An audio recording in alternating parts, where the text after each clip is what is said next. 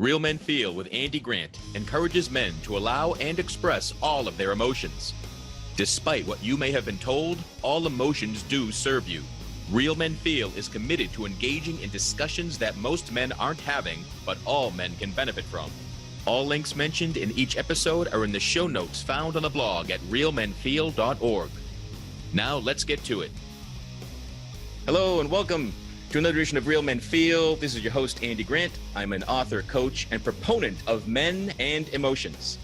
And if you would like a one-on-one conversation with me, not a podcast, but an actual conversation to help you get clear on what you want in life and what's in your way of getting there, please visit theandygrant.com/talk and book a no obligation, no cost appointment with me. You know, I had planned to be away for a 3-week break before kicking off this season 7 of Real Men Feel, but there's just so much going on in the world, I really couldn't stay away. So we are back 1 week earlier than I had planned. There's just so much happening, and so many of the things that are happening in the world are bringing up the fears, the concerns, the anxieties that can lead to men feeling depressed and suicidal. And I've been a guest on a number of podcasts in the last few weeks talking about my experiences. And, you know, that's what we're going to talk about today.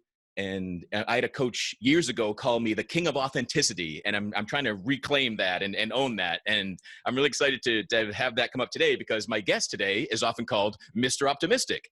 So if we, king of authenticity and Mr. Optimistic, can experience depression and suicidal thoughts, well, then anyone can, even you.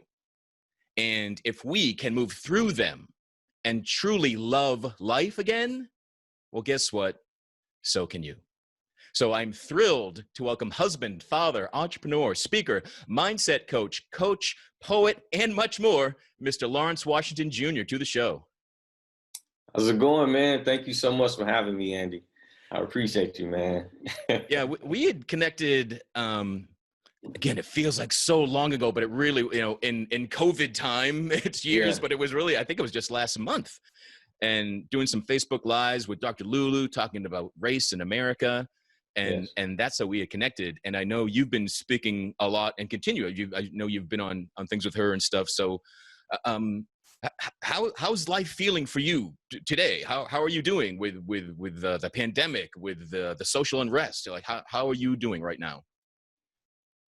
I'm actually doing good. You know, the reason why I say that is because my children are safe and they are healthy. My wife is safe, healthy, and happy. So for that reason, I'm doing good. And I'm also, you know, like emotionally, man, the emotions are still there.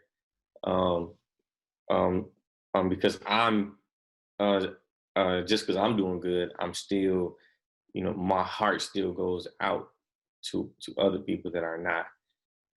So right now I'm happy, I'm grateful, I'm still frustrated. Just like I said, you know, like a month ago when we talked, still frustrated, still, you know, sad, grieving at times, but I am all of the above, and I'm totally okay with that. So yeah. Have you always been kind of an optimistic, grateful person? Has that always been your personality? Not always. What happened was I gave my life to Christ in college, man. My sophomore year in college, I gave my life to Christ, and my very first prayer that I prayed to God, once I began to study God's word and just learn more about, you know, I learned about God and about, you know, salvation. I began to become so grateful, because before then I was more selfish, you know, but from that gratitude that just grew, I prayed to God and just asked God, no matter what happens in my life, I want you to continue to keep me grateful. So I think that's like part of the reason, because now I can find anything in my life right now to just be grateful for it. So that's just been my, So since the age of 19. Until that point, were you raised with any sort of religion, or it just hadn't connected with you until that point? What was that like?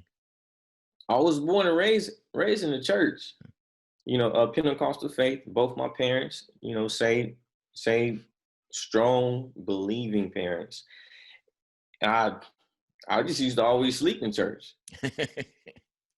I didn't really pay attention. I didn't really connect. I just I just had the attitude that as long as my parents are strong believers and they are praying for me, I'm good. No matter what I do, I'm safe because both my parents Hmm, are praying for me. So that was the attitude that I had, that's man. funny. That's so what changed in your sophomore year to kind of wake you up Oh, that more had to happen? all right. What happened was there was a young lady. She was the president of the prayer group on campus, and she reached out to me, and she didn't really know me, but she kept reaching out to me. She kept asking me if we could sit down and talk. So I kept dodging her, and I kept dodging her. And by this time, just finished my freshman year in college. My only dream, my freshman year, or my only goal, my freshman year in college, was to create memories. I wish I didn't have that mindset, then. I wish I had the mindset I had now back then, of course. But she reached out to me, and then she finally got me to sit down and talk with her. And here's exactly what happened, man. No lie. She pulled out a piece of paper. It was a letter. She said she never had done this before, but this was a letter from God. And she said she was praying one morning at 6 o'clock in the morning on October 2nd, which is my birthday. She said she was praying and she said God told her to write me a letter because I'm a poet. A lot of times God speaks to me through letter, right? So she read the letter to me and it was as if she knew me. It was as if we grew up together. The things that she said inside of that letter. But the part that really like grabbed me to the point where I just could not deny it, the calling that God had over my life was at the end of the letter. It said word for word. It said, "Right now, your heart is racing and your stomach is on fire." God said that is me. And then when she said that, that's exactly what was going on. My heart was racing, my stomach was on fire. And then from that day on, I never turned back. I totally just surrendered my life to Christ. I went from being pretty well known on campus to being a, a ghost because my entire routine changed. My attitude changed, and all I did was I woke up, I went to class, left class, and I went to the library. And I would lock myself in a small study room for hours, just reading and studying God's word and falling asleep. And I read the King James version at that. So I had no clue how to understand the King James version. So I was so determined that I just kept reading and reading. And I prayed and I told God, I'm not going to stop reading the Bible until you help me understand it. So that's exactly what happened. And from that day on, my relationship with Christ grew, and my life has never been the same since. Hmm. That it's amazing to me. So it wasn't, situations and circumstances causing you to seek out anything. Like God saw you. Yeah, Yeah. Cool. yeah, Cool. yeah, And so I know that later in life, when your mom got sick, from us talking earlier, your mom got your mom got sick yeah, and passed away, and things really got dark for you at that time. yeah, So tell me a yeah. little bit about that. So my mother, she was she had pulmonary lung disease, and when I was in the grade school, this was over 20 years ago. The doctors gave my mother 3 days to live because she was diagnosed with lupus at the time, right? And the reason why they gave her 3 days to live was because my mom, she was, like I said before, she was a strong believer. She believed God could heal her from anything as long as she did what she knew to do, right?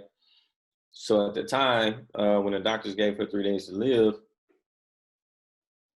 it was because she decided not to take any of the medication. And she decided to go all the way just natural, healing. And she started eating right. She started juicing, and she she hired a health coach at the time that just really helped her overcome that. Um, then I told my mom, in the 6th grade, I told my mom, don't worry, because you're going to live. You're going to live to see my children one day. And that's what I told her. And fast forward, my mom gets sick again, and now her lungs are just decreasing. In 2017, my mom was on the oxygen tank, and the level of the oxygen tank was turned all the way up to the max. That's how bad it had gotten. But I'm Mr. Optimistic. I am thinking about, well, if God did it before, he's going to do it again. So I never entertained any thoughts of me losing my mother. Even when she tried to have conversations with me to try to prepare me for what might happen, I would cut her off and I would say, no, we're not talking like that. It's faith, faith, faith, faith, faith. I'm Mr. Optimistic. I was preaching at the time, so I would preach messages telling the whole church to declare, that my mother should live. I went on Facebook. I started a hashtag, my mommy shall live, just believing and trusting that God will heal my mother the way that I wanted him to heal her.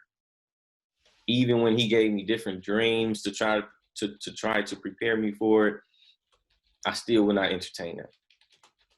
I wouldn't allow myself to cry. I wouldn't allow myself to even come face to face with the reality of my mother being sick as she was.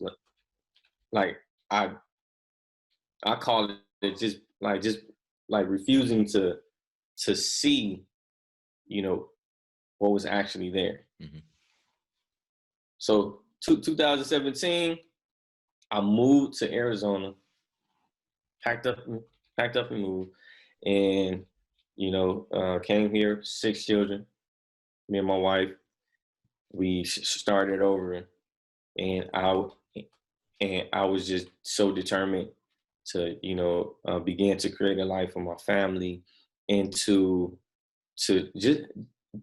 just be successful, so my children can be successful, and so that I could create a life to fly my mother out here so that we can celebrate. The whole plan was for us to celebrate December 2017. So November 17th, 2017, my mom passed away. I was at work, got the phone call. My dad called me, and instantly it was like a dark cloud instantly just took over. And it was like the scales fell off of my eyes. The scales that I believe that I put up there, to not face the reality of how sick she was. And those fell off, and I just instantly I became angry, with God. Like, how could you not heal her the way that I wanted you to heal her when I trusted you 100%? So the anger was there, the confusion was there. Like why? Why did my mom have a lung disease or any issues with her lungs when she never smoked a day in her life? I was confused about that. Like, why did she have to suffer for something that she had no parts with? You know, like she didn't do anything to deserve this. You know, that was going on, and then me dealing with the thoughts of just leaving her at the time that I left. You know, some guilt there, and then there was another thought that hit me really hard, which was, you deserve to live the rest of your life unhappy. You don't deserve to be happy. And that's when the suicidal thoughts came in, as far as just giving up on life. Like, I had no care for myself at all. And, you know, because I told myself that there's no way that I can function like this. There's no way that I can be a father to my children like this. Like, I am no good, you know. And these were stories that I entertained. I am no good, so why even be here? You know, I can't be a husband like this, you know, because at the time I was experiencing physical pain, stomach, heart racing, and just the physical pain from just not having my mother was just so real, and I was shaking. And yeah, so that just put me into a dark place. And not to mention that 1 week before my mom passed away, she actually got, you know, 'cause my mom was on a list for a lung transplant. So 1 week before she passed away, my mom got the news that they found a lung for her. They found lungs for my mom.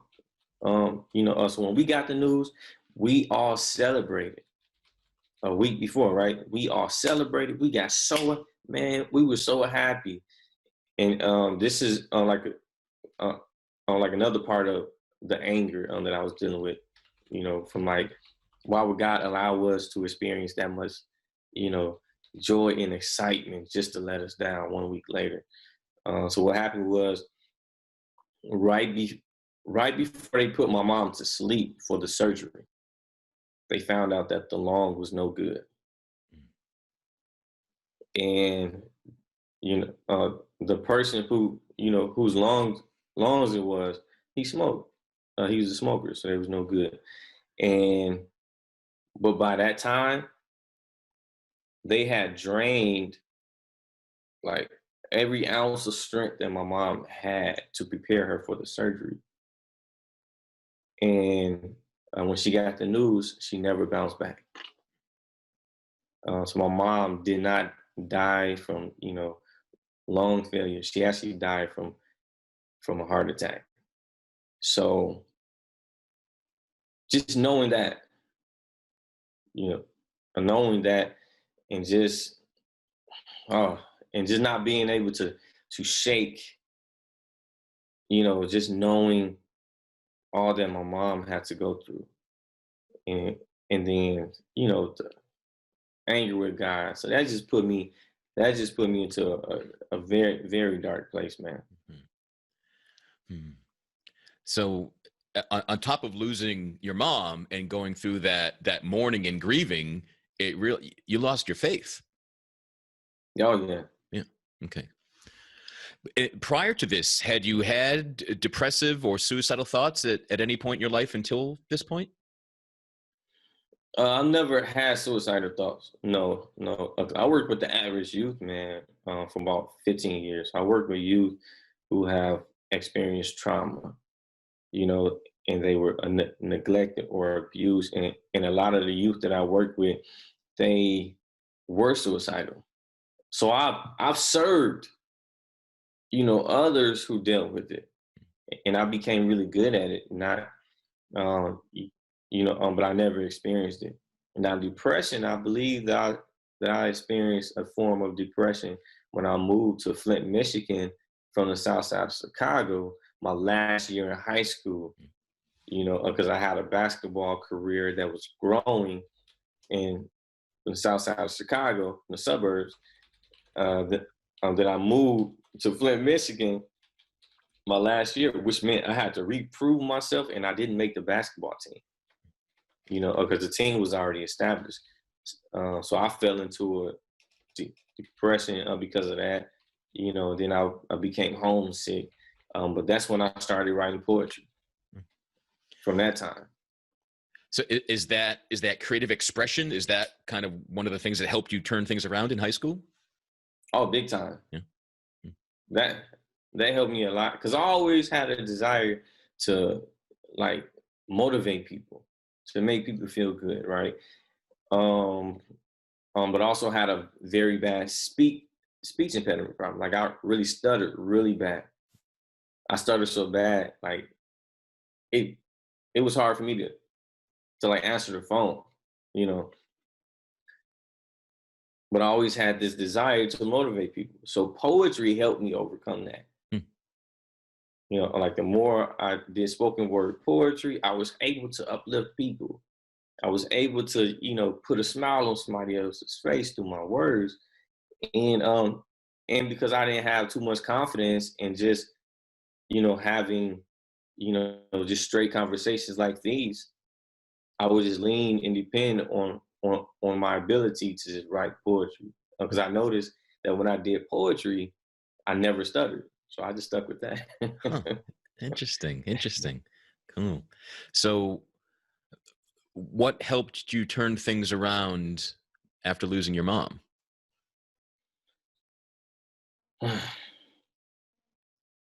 First is, it was God. It was the grace of God, no doubt. Like I said, I lost my faith, right? But I didn't completely lose it, because I really believed, God's words to be true. I really believed that my mother was in a better place. I just didn't want her to be in that place. Right. I wanted her to be with me. And I understood that. And here's the thing, like as angry as I was, God actually reminded me of a situation back when I was young to cause me to make the decision of being angry with him. I'd rather be angry and confused and frustrated with God than without him. So I was not willing to turn my back on him as far as just, doing whatever and, turning to the bottle or whatever it is, But the story that he gave me was, he said, remember when you were younger. All right, cool. So I thought about this story, how my dad would take us, we would leave church and he would oftentimes take us to Arnie's Pizza. It's his pizza place, great pizza, right? But this one Sunday evening, we were leaving church and I was salivating and I was craving some Arnie's Pizza. And I asked my dad, I said, Daddy, can you stop at Arnie's Pizza? My dad never said anything. So my dad had a way of teaching us through example, but at this moment he wanted to teach us how to deal with letdowns, teach us to deal with no response at all. So my dad never responded when I asked him to stop at Arnie's Pizza. Next thing I know, I'm sitting in the back seat and Arnie's Pizza is slowly approaching, and my dad, he continues to drive right past Arnie's Pizza. And I'm young, so I'm angry at my father. I'm just livid, right? I'm looking at the back of his head like, ooh. But the thing is, as angry as I was, as confused as I was, because he didn't say nothing back. Right. He just kept driving. I never left the car. I stayed obedient. Uh, when he told me to get out the car, to go in the house, I got out the car and I went in the house, angry and all. So that story right there caused me to make that same decision with God. And I told God, I'm angry. I, I, I'm having a hard time trusting you right now. And I was just open and authentic with him. And I told him that I'm angry, but I'm not gonna leave you. So that began the process. And what that looked like was whenever he told me to do certain things, like, he would tell me to go to certain scriptures. And I went to certain scriptures that really gave me comfort. And I actually believe those scriptures. So my faith is a part of the reason, because a lot of people they ask me, like, how do you still believe in God when he didn't even heal your mother? Well, one, I know he still healed her. He just didn't heal her the way that I wanted her to, him to heal her. And secondly, I just choose to believe the words that I've read and studied and I preached for so long. Well, not for so long. I'm not that old, but I preached for the few years that I preached, right? I preached and I studied and I taught Bible, study and Sunday school. I really believed the scriptures. So that was part of it. And then the second thing is personal development. I believe that through prayer, God allowed me to go through a journey of just self-discovery, of just discovering things about myself that I never knew about. Personal development, I like to tell people to spark a conversation and to share my story is that personal development saved my life. And God used personal development to save my life. So again, until this dark period of losing your mom and not turning away from God, but certainly being angry, mourning what had happened. Until that point, you weren't on any sort of seeking quest or development kick or anything like that. This all came after this. Is that right? Actually, the personal development came right before my mom passed away. Because what happened was, check this out, 2 weeks prior, November 3rd, 4th, and 5th, and 7th, I was led to go on a personal development journey. So I signed up for this personal development program. It's called the Landmark Forum. So it was 3.5 days of me pretty much like looking at myself in the mirror and just discovering things about myself that I never knew about. And it was one distinction that I learned on day one, which was called the vicious circle. And what they said was life consists of 3 parts. The first part is something happens in life. And then the second part is there's a story that we create based off of what happens. And then the third part is there's a character that we end up being inside of the story that we created, which has nothing to do with what happened. So when they shared that and I learned that, and then they asked a question to the audience, and it sounded like they was talking to me, and they asked what happened. And that, and at that moment, that's when I was able to really think about my childhood and about how I became the person that I was for 30 years. And how I thought that the person that I was for 30 years was just because I'm just like my dad, or just because, this happened, or just because that happened. And then I realized that that in the first grade, my godmother passed away. And then when she passed away, I can remember vividly standing in front of her funeral at the front entrance, saying to myself as a first grader that I would never get too close to anybody else again. And then at the age of 30 is when I understood and discovered that at that moment in the first grade, I created a story around being vulnerable. I said that being vulnerable means that something bad is going to happen because I was vulnerable when my godmother passed away.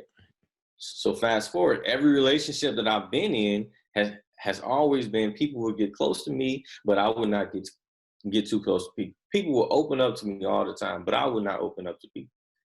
I refuse to be vulnerable because of that story, and which leads me to this point of me refusing to be vulnerable. It caused me to only be vulnerable with my mother, because I figured that, that's the only person I need to be vulnerable with, which is why the letdown was so deep for me. She was it. She was all I needed. So yeah, but me discovering that for myself, it caused me to be totally aware of the stories that began to flood my mind at her death. And if I was never aware of the thoughts and how I could live inside of those thoughts, I probably would have lived inside of the guilt for way, way, way too long. Mm-hmm. So even though you experience those thoughts that of I'm no good and I can't continue this, like I can't be a father, I can't be a husband, a stronger part of you was awakened and aware that those were just stories. Just stories, because I knew it wasn't me. Mm. But before then, I would have thought that was, me. Yeah. And yeah. Yeah. I was aware. Even in just the last year, my own experiences of depressive and suicidal thoughts coming back, and something clicked in me finally, and it was, just because I think it doesn't mean it's me. And I'm like, oh, and yeah, it's like every thought in your head is not you, and certainly every thought in your head is not supporting and serving you. Yeah. And so once I think we all grasp that at different points. So once you realize, oh, just because I'm thinking it doesn't mean I have to act on it. Doesn't mean it's true. That doesn't mean anything unless I decide to give meaning to it. Mm-hmm. Yeah. And that reminds me of when I worked at a children's center one time as a behavior coach / youth specialist, right? And I was working with the teenage boy at the time, and he would always hear voices, right? And but I said something to him that made him really like take a step back, and like he had that same moment that you just shared. And what I said to him was, I hear voices too. There's nothing wrong with you. And I told him, I just choose not to listen to him. And then when he had that moment, for himself, he was like, oh, because I told him, just like you, you choose not to listen to me when I tell you to clean your room. You can choose not to listen to that voice when he tells you to punch me in my face. But yeah. But it's so true. Like just knowing the power that we have as human beings, are just who we are as human beings. Like the power to choose was something that just really helped me big time. Yeah. And that's why I find it is so important to talk about depressive and suicidal thoughts, because they're so common. They just really are. And it is just a thought. And you can have the thought, having a fleeting thought, or even not a fleeting thought, that you're not good enough, that you're better off dead, that your family would be better off if you were gone. Sometimes that's just, it shows that your mind is working perfectly. Like that's sometimes the most logical response to a horrible situation, right? Yeah. To the confusion. If that's your best thought at the time. Yeah. But what's different, the important line to me, the important thing I want to differentiate is thinking it is fine. You're not crazy. You can let people know you're going to be okay. It's acting on it. That's the big leap. So people Exactly. have that thought. You're a human being. You're going to think that at some point in your life, probably. And especially now with so much uncertainty, with so much fear, with so much worry, there's a rise in mental health challenges. And why I wanted to talk to you today, why I love that you're Mr. Optimistic and you authentically share, even when you aren't optimistic, right? Yeah. Because we're gonna have bad, troubling thoughts during bad, troubling times, Yeah. but you don't have to act on it. You Exactly. can choose something else. You can choose a different thought. You can choose to focus on something you learned, something you said, a story from your childhood, or somebody that you helped out. But Yeah. that's the important thing of what you choose to do with those thoughts that they don't feel good because they're not good. Right.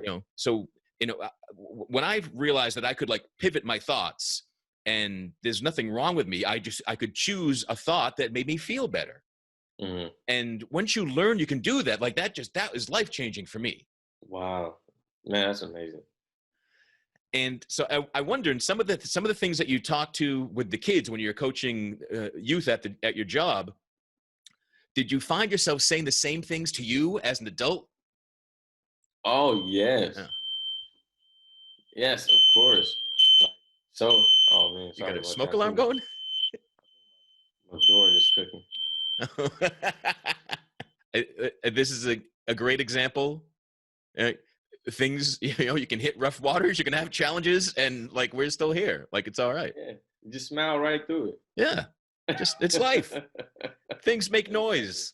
Yeah. Exactly. Cool. So yeah. So what was the question again?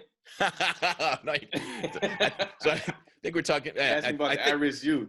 right. When the things that you said to kids when you were helping them, did you find that you were saying those same things Oh to yeah, yourself? totally, 100%.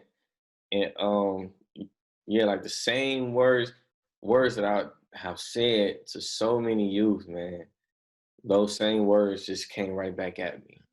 Like the same as preaching. The messages that I preach. Actually, the last message that I preached before my mom passed away. One of the things that I said was God cares more about your growth than making you feel good. And that came to me, because that made me focus more on this moment. Like I saw myself making it to the other side so that I can help others make it to the other side. Like my vision became so much bigger based off of all the things that I've shared with other people. So yeah, most definitely, man, it came right back at me full force. Yeah. Cool. Yeah, and one thing I learned as an adult was how good I can feel even when I'm feeling bad, when I think everything just stinks. If I help someone else, it just changes the focus, and I forget that I was feeling horrible because I focused on somebody else. So Exactly. And yeah, I was just talking about this last night with my brother-in-law. How to me that's a form of just us doing what we were created to do. You know, we were created to give love and receive love. When that doesn't happen, to me, I think we malfunction as human beings.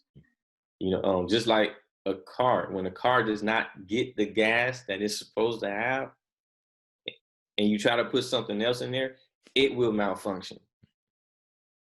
So I use that example, to like really just paint the picture of like what I believe when it comes to us as human beings. Like when we just don't give it, we malfunction. When we don't receive it, we malfunction. So I think that's like one of the things that I've always looked for. I look for ways to just give love. How can I share my story? What can I post today that's going to encourage me and somebody else that's listening? yeah. So yeah. When you were telling the story of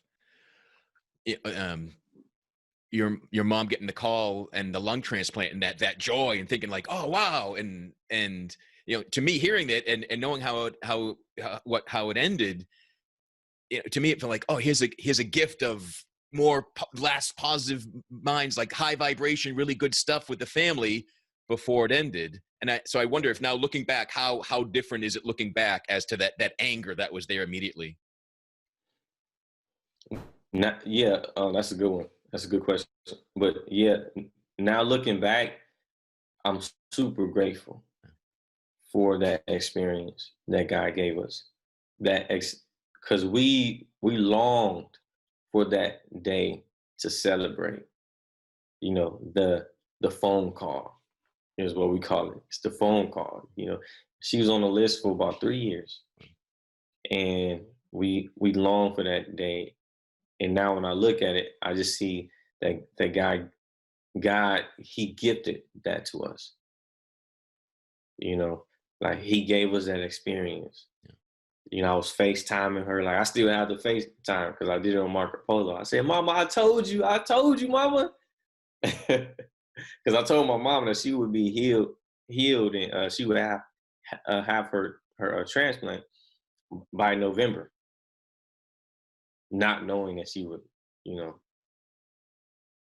be healed on the other side of heaven. Right. Yeah, it's amazing and powerful, and to kind of point out, especially when it doesn't like fully go the way you intend, but you and your whole you got what you wanted. You all got what you were hoping for and praying for, and it showed up, and it just didn't show up and finish and stick around in the way that you had hoped. And Exactly. that's what I find it to be the most challenging, because it's easy in the good times. Oh, I'm a master manifester, and my prayers are answered and life is good. And that's like, that's always true, even when the circumstance doesn't feel good, right? Even when it is a challenge, because the one constant in life is change. And some changes align with what you want. You're like, yay. And then some changes like, oh, I didn't want that change. Wow. But there's, it's going to change again. And I find in the bigger picture, the big scope of it all the change is for the better. Yeah. Even when it doesn't feel like it in that moment. Exactly. Yeah. Ooh. Yeah. Because we're not our feelings and our emotions. We're spirit beings. We're spirit beings living inside of these dirt bodies, and we experience different feelings and emotions. And I think if we like really understood that we are not our feelings and emotions, we are who we are. We are who we are aware. Just being aware of just our own, the the source of our existence, right? Just being aware of just who we are, man. Like it's really hard for me to like really explain it right now, but it's just that knowing, man. I know that I'm not my feelings and my emotions. Like I really got that, you know. So I don't have to react all the time. Mm. Yeah. So it's not, you're not slaving to always change your emotional state. It's just whatever is there. Well, I know that's going to pass, and because like I don't think there's good and bad emotions. They're just good. They're emotions that feel better in the moment, and other ones that don't. But Yeah, I thought we get through it. Your willingness to feel it is what gets through it. exactly. Yeah. Because when I was a kid, like I didn't think I had depression. I thought I was depression. Like I just thought it was Yeah, me. That's all I was, and that's all I'll ever be. And this is just pointless. So that's I get good. what you're saying. Yeah, yeah. Because I actually said this last year. I told somebody.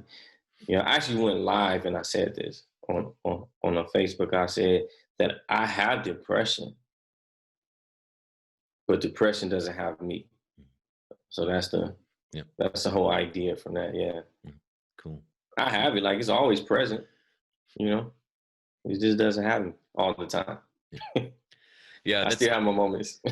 yeah. And Yeah. tell me if this is true for you. So I've always felt when I talk about suicidal thoughts, especially someone that's never experienced them, that if I find that if you've ever seriously considered ending your life, that thought will always be there. And it's like in the back of your mind, waiting for weakness, waiting for you when you're tired, waiting for when you're distracted to show up again, like, hey, like, oh, I'm still here. I'm still possible, right? Let's go this way. Mm-hmm. And it's just, but it'll always be there. And even knowing that, even though I tell people that and I've written about that, when it happens to me, I'm like, no, not again. No, I should be different. This can't come back for me. And but, and then Mm-hmm. sometimes it comes back and I just laugh at it. It'll come out like at the silliest time and I can just laugh it off. But again, Mm-hmm. it's just a thought. It's just a neuron snapping. It's just a thought that's been thought so often, it can show up kind of on its own. But Yeah. yeah, you don't have to listen to it. Don't have to put judgment or emotion into it. Right. So has the suicidal thoughts, did they ever return for you? No, Okay, good. I hope I you're the haven't rare had case that. where it doesn't. No, no, it haven't came back Good. to me. Just what I can say is my fear of dying, that's gone. So I'm willing to put my life on the line now to help people get to the other side. By any means necessary. So that's still there. It's like I just like back then, when I lost my mom, how with within those first several months, like I had no care for my life at all. I would drive Uber late at night, purposely just hoping that something bad would happen to me. Mm. I'll be driving 2, 3 o'clock in the morning, man. You know, not so much in the good parts of Phoenix, Phoenix, Arizona, and but that that same fear that went away, as far as for death, it's still present, man. It's like there's nothing because I've experienced, such hurt and pain that anything that comes my way for me just being bold and vulnerable and just me sharing myself and me just just, just being a stand for humanity, a stand to see people overcome tough times, whether it's in life, whether it's in relationships with other people.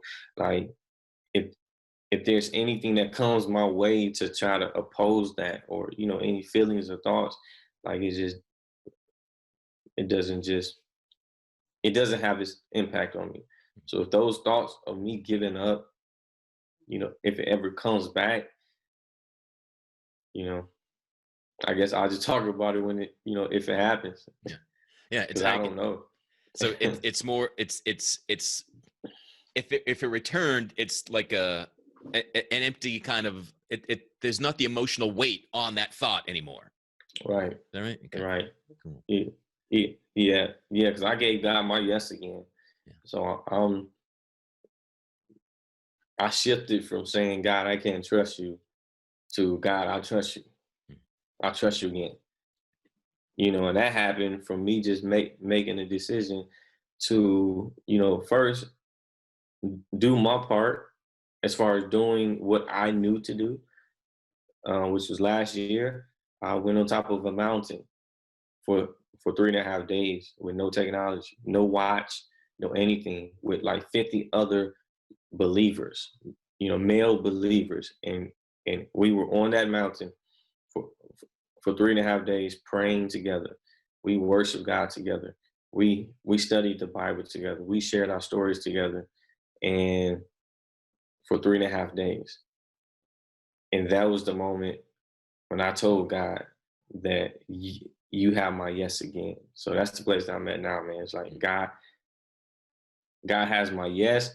He has showed me how faithful he is. Even when I was unfaithful, even when I was driving Uber at night and I was yelling at him, in between my rides, like, I can't trust you. I can't trust you no more. And crying and sobbing and just, wishing that he would not give me any peace. Don't give me no peace. I don't want any strength. I just want my mama back. After going through all that, knowing that he was still with me, he was still, touching people's hearts to reach out to me. He was still giving me ideas to do to help me get to the other side. Like he never turned his back on me. So I'm at the place now. It's like I'm definitely not going to entertain that thought ever again. And my children as well, and the gift that I have with my children.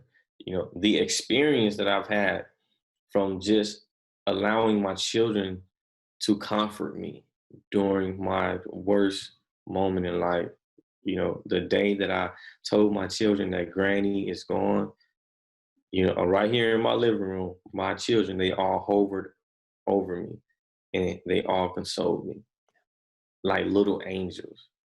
So that experience alone, man, no, I can't entertain that. Yeah. Yeah.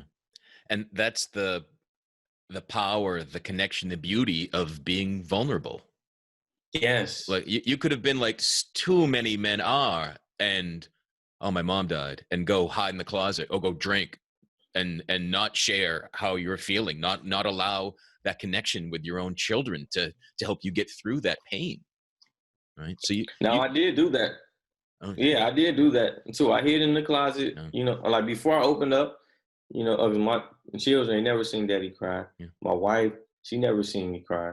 Like it took her 9 years just to see me cry. Because like I said before, I was this person that was just not vulnerable. Like you just wouldn't see me, open up, and I would deal with it on my own.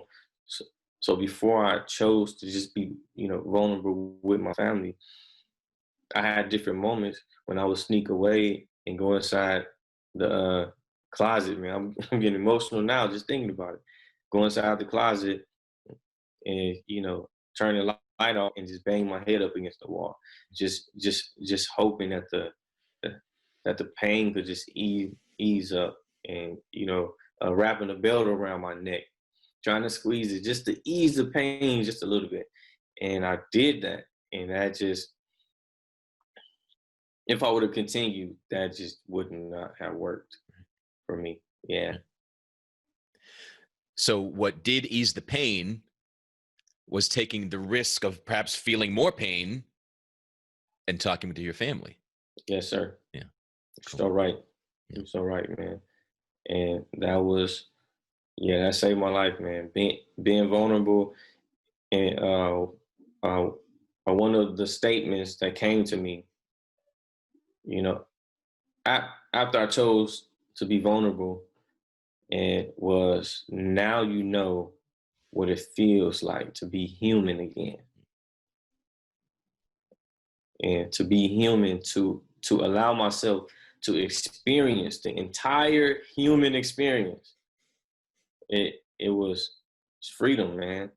It's freedom. Not having to, hide, my emotions, and just allow myself to be okay with not being okay. And yeah, it's freeing, man. Yeah. So much freedom. Emotions aren't mistakes, right? Exactly. And I think a lot of guys, we get sold this bill of goods that, some emotions are okay, but not all of them. And some emotions are for women and not for men. And if you're a man, you can be angry and you can cry when your dad dies. Like that's like two things you get to do. And like, no, exactly. It doesn't work like that. Or exactly. You can try to force it to work like that, but it sure doesn't feel good. It's a gift, man. Yeah, right. It's a gift given to us as human beings. We have this gift to release. And I used to tell the youth that I work with the same thing. I used to tell them that we were not even made physically to hold things in. I used to tell them that when you got to go to the bathroom, do you hold it in? And be like, no, you have to release it. Like your physical makeup is not even made to just hold junk in. So just imagine if you had to use the bathroom and you held it in for days, you would literally die. Yeah. Yeah. Or it would come out in the wrong place. Right. So it's the same thing with our emotions. Like we were not even made to hold them in. Yeah. So Even beyond that, mentally, physically, emotionally, spiritually, like yeah, at every level, we take things in and we put them out. It can't just be one or the other. exactly. You can't only give, you can't only receive, right? Yeah. Exactly. That's cool. Awesome. Awesome. It's the So human system program. yeah. Yeah, it's by design. At every level, that's our design. Yeah. We take it in, we give it back out. Yeah. Don't go against the design. No. Well, that's where pain, disease, stress, all that, the dark night of the soul, that all comes from trying to shut that flow down. So true. Cool. So with all the personal development, is there a particular a practice, a program, a book, anything that you wish more people knew about? The Bible. The Bible, like, a lot of people have their different thoughts about it. But I know that it works. The book of Ecclesiastes helped me a lot during my tough time. The book of Proverbs and the book of Psalms. Psalms, the 13th chapter, helped me a lot to be okay with having different thoughts and emotions. Reading about King David, how he experienced depression and what he did to deal with it. That helped me a lot. And just, I think that's the key thing. And from like all the different motivational videos that I've read or that I watched, all the different leadership workshops that I've been through, like every principle that they've shared, whether it's in a book or at a workshop or a training, every principle that they shared, I can find it in the Bible. Cool. Yeah, I don't talk about God often on this show or even in any daily conversations of mine. But one thing that what amazes me the most is no matter how often I've turned my back on God, God never turns his back on me. And it sounds like that was your experience too. Exactly. Yeah. 100%. Yeah. Just like my own children, no matter what they do, they cannot get daddy to just give up on them. Yeah. It's not going to happen. So how much more, the creator of dads, how much more is he faithful to us? So yeah. Cool. So during this rather chaotic time with so much uncertainty facing everybody, Lawrence, what are you looking forward to? It's a good question. I am, let's start with the household first. I am looking forward to creating a different routine. I'm looking forward to rising to the challenge of creating a brand new routine for my family. As far as doing the virtual learning, having school from home with 6 children, that's a challenge all by itself. So I'm looking forward to overcoming, this challenge. I'm looking forward to creating a lifestyle for our family that we used to dream about, because of everything that's going on, we're now being pushed into a lifestyle that we used to just talk about, which is being a traveling family. I started entertaining the idea of us actually purchasing a big RV and like being able to live life on the road together as a family and still teach and educate our children at the same time. Like I'm starting to entertain these thoughts that used to just be, like passive conversations. Like it's now it's like, well, wait a minute, we can actually do this. So I'm looking forward to that. As far as my household, I'm looking forward to just being able to make an impact in so many lives. I'm talking about with people that I will never meet. I'm looking forward to being able to do everything that I believe God put in my heart to do while I'm here before I get a chance to see my mommy again, right? So I'm just looking forward to dying empty, just like Dr. Miles Monroe, which is somebody I recommend for anybody to just watch his material, read his books. Dr. Miles Monroe changed my life. And I'm just looking forward to being a speaker on different platforms. I'm looking forward to being a mindset coach for different people, and just helping people discover their own God-given ability so that they can live a life fulfilled and healed. Yeah, I'm just looking forward to all of that, man. Cool. Big time. Cool. Bunch of family time, though. Bunch of family time. Well, I think, living in an RV with 6 kids, I think there'll be a lot of family time there. Yeah, man. And what's the best way for people to connect with you, track you down, find out what you're up to? The best way is to follow me on Instagram, which is I am Mr. Optimistic 1. I am Mr. Optimistic 1. That's on Instagram, and my website link is actually in my profile for that as well. And just follow me. You can follow me on Facebook as well, Lawrence Washington Jr. I post a lot of like authentic content, encouraging content. But my Facebook family, they pretty much get like first dibs on everything. Cool. They get the lives, they get, they just get to see more of me. Yeah. That's a good thing. Yeah. Good. Yeah, there's a lot of reasons to leave Facebook, but getting more Lawrence, that's a reason to get back on Facebook and be active there, I'd say. Yeah. Yeah. Cool. I appreciate that. Awesome. I just want to thank you for, your time today, but everything you're doing until today and after today, to just all of your plans, all of your goals, all of the love for life that is in you and that you share.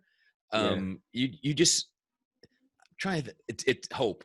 You just scream hope to me. Wow. And you make me hopeful for more people and society and families and just everything. And I wanted to remember and really say that to you. And so thank you for your time, and thank you for your hope. Wow. Thank you so much, Andy, man. I really appreciate you being the person that you are, man. I appreciate you just allowing me to be on this platform with you. Like I said before, I am a man of gratitude. So I don't take things like this lightly at all. So I really appreciate you for that.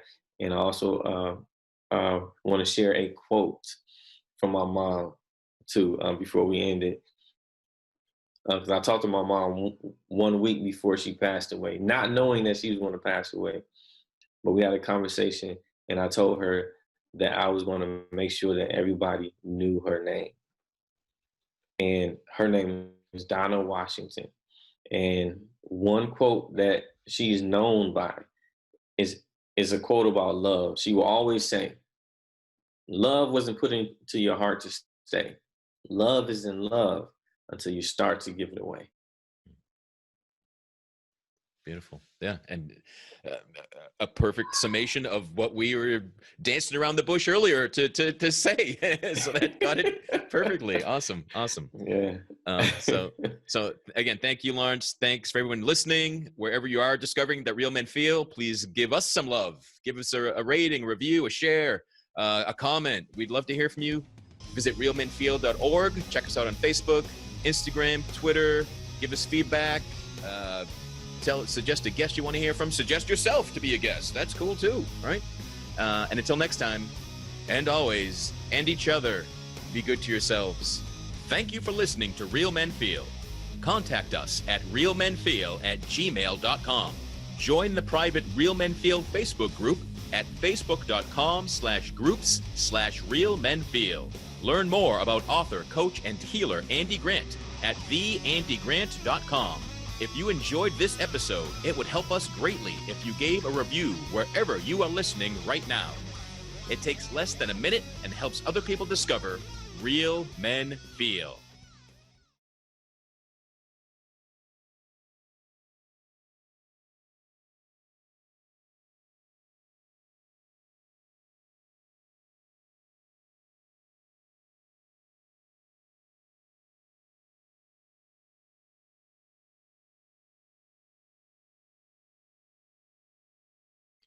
If you would like a one-on-one conversation with me, Andy Grant, not a podcast, but an actual conversation to help you get clear on what you want in life and what's in your way of getting there, visit theandygrant.com/talk and book a no obligation and no cost appointment with me.